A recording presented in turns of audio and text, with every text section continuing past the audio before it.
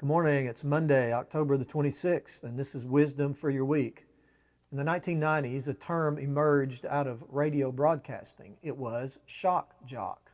That term referred to a radio personality who said something that was totally inappropriate, that pushed the bounds of good taste and acceptability, and that shocking statement was intended to draw a bigger audience. Now, Solomon says something shocking in our verse for today, but it has nothing to do with ratings. He wants to confront our attitude about foolish behavior and about sin in our life. Proverbs 26 verse 11 says, "As a dog returns to its vomit, so a fool repeats his folly." Now that verse is not only shocking, it's gross and disgusting, isn't it?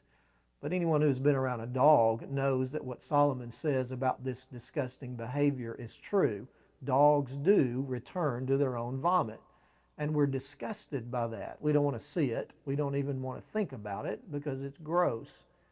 But what Solomon is helping us to see is that when we as Christians return to our repeated habitual sin, it's just as disgusting. It's just as gross as what any dog might do when it gets sick.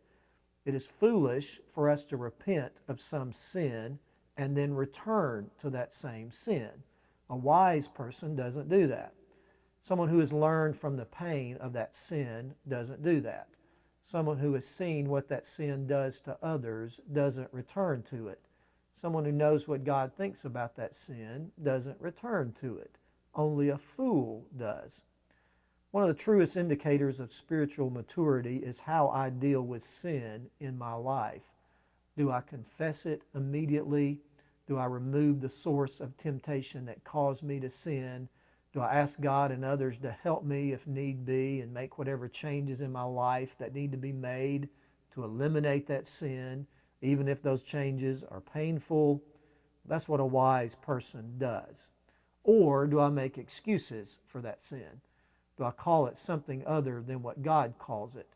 Do I say, well, I'm just struggling with something, or I'm having a hard time right now, or I slipped up, it's no big deal, or I couldn't help it, it was too powerful to overcome?